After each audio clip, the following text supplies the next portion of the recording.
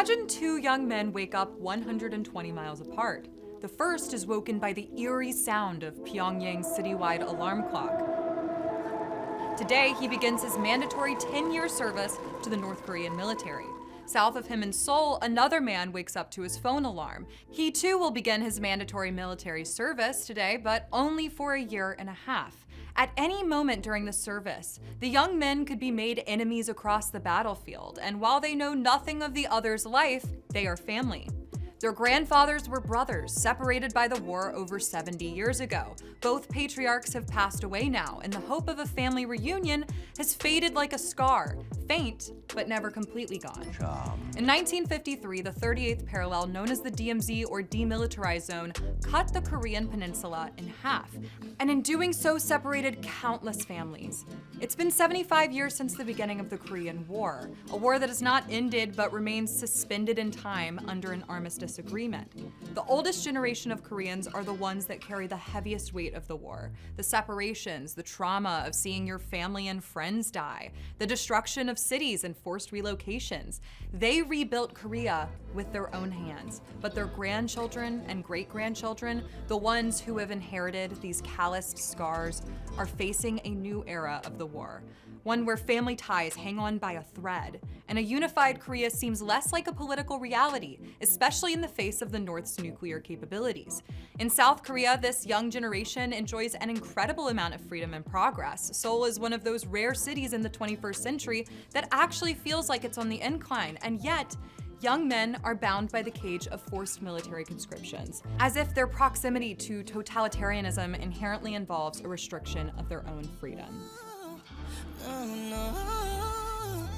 I went to South Korea earlier this month and visited the DMZ myself, and came back feeling kind of weird about it, if I can be honest. For those who are unfamiliar with the Korean conflict, the DMZ is a stretch of land separating the North and the South, where no one is able to cross, although some brave freedom seekers have made the treacherous journey. The night before our visit, my fiance and I were chatting with a guy in Seoul who, upon hearing we were taking a trip up to the border, asked, "Why are tourists so obsessed with visiting the DMZ?" And that gave me some pause. How did Koreans in the South view the border?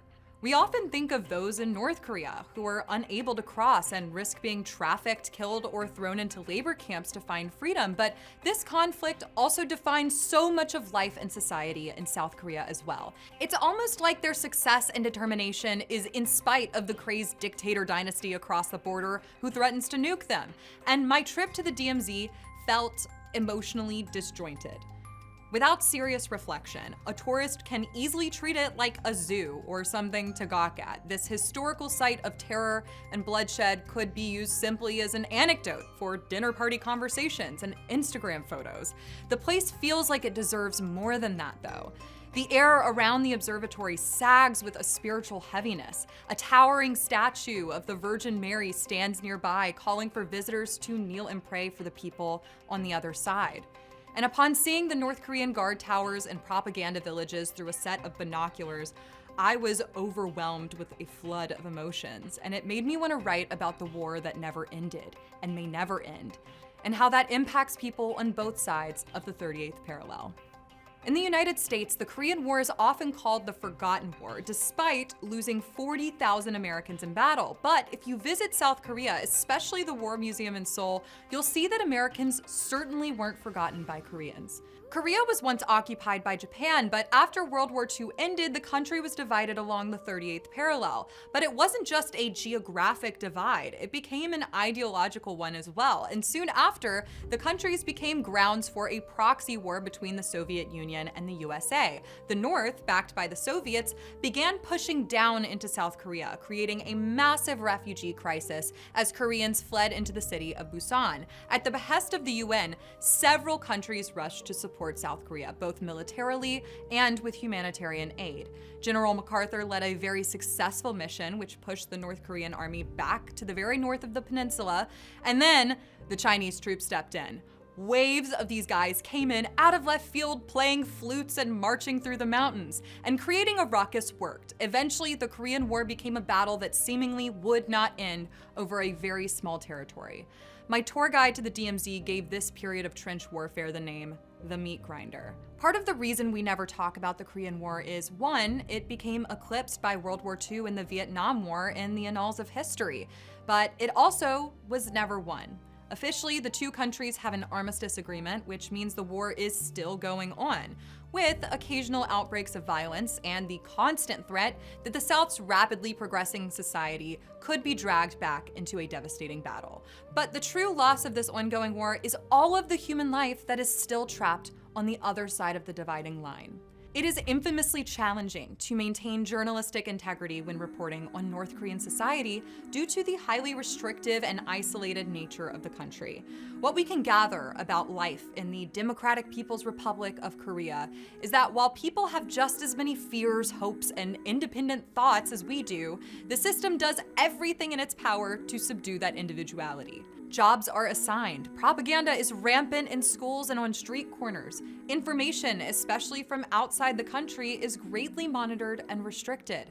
The country is vulnerable to famines, and state-appointed nosy Nellies perform routine checks on their neighbors to make sure they aren't harboring more than they've been given by the state. It sounds hellish, and yet the kind of propaganda the country has tried to send out into the world depicts its cities as clean and the people as happy and compliant. But visitors and refugees tell a different story. Maybe the cities are clean, but they are empty and fake. It's all true. It's all real. Nothing here is fake. Nothing you see on this show is fake. One Thai traveler described the country as trapped in time, something that may remind you of Cuba. But the country has changed over the years, albeit incrementally. I've read recent reports that the government has softened the ban on citizens making money in private underground markets to supplement their government stipends, and more westernized goods have become more prominent through Chinese imports. But despite these mild adjustments, North Korea remains to this day an open-air prison. It is incredibly challenging for someone like me or you to visit the country and forget about an unsupervised visit. But that pales in comparison to the difficulty of leaving the country. Many refugees are unable to cross the heavily militarized DMZ directly into South Korea, where they would be accepted as full citizens. Instead, they often take the much longer passage over the Tumen and Yalu rivers into China, which means they are still behind enemy lines, and often people will pay brokers thousands of dollars to smuggle them through. This comes with serious risks. You could be shot, you could be trafficked by the brokers you paid, as Yeonmi Park was, or you could be caught and sent back to North Korea to a labor camp or prison. That's what happened to North Korean refugee Scott Kim, who was outed by a neighbor in China while working on a farm with his mother. Kim was thrown into a labor camp and had to sit with 20 other men in a cramped cell with a single toilet. He told Business Insider about his experience. "When we reached the detention center in North Korea, we lost all our rights as human beings. We were treated like animals. We had to crawl on the floor to move from place to place. It was our punishment because we were sinners. I don't know why we were sinners." Scott Kim was beaten by guards and starving by the time he made his second escape. He would be in prison 2 more times before making his 4th and final escape from the country, but he tragically lost his mother before she could experience real freedom with him.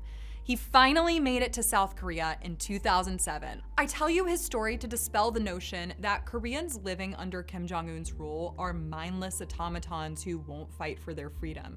Many refugees describe being propagandized heavily during childhood, but having doubts as they age that become cracks in the foundation of the country's guiding philosophy. One man, Kim Chol-woong, was the son of a high-ranking official and grew up in much better circumstances than many in North Korea. But after returning from a music conservatory in Moscow, he was forced to write 10 pages of self-criticism because he was found performing Western music. This crack in the foundation became enough for him to flee to find freedom as an artist. It says a lot that people would risk their lives in search of freedoms that we take for granted. But many, especially during the famine of the 90s, were simply in search of food and survival. And these were the thoughts that consumed me as I stood looking over the DMZ. I compared these stories to the people I'd met in Seoul and realized the factor that determines if you experience restriction, famine, and fear, or if you enjoy freedom and high quality of life, is where you are born. And very few miles made all the difference.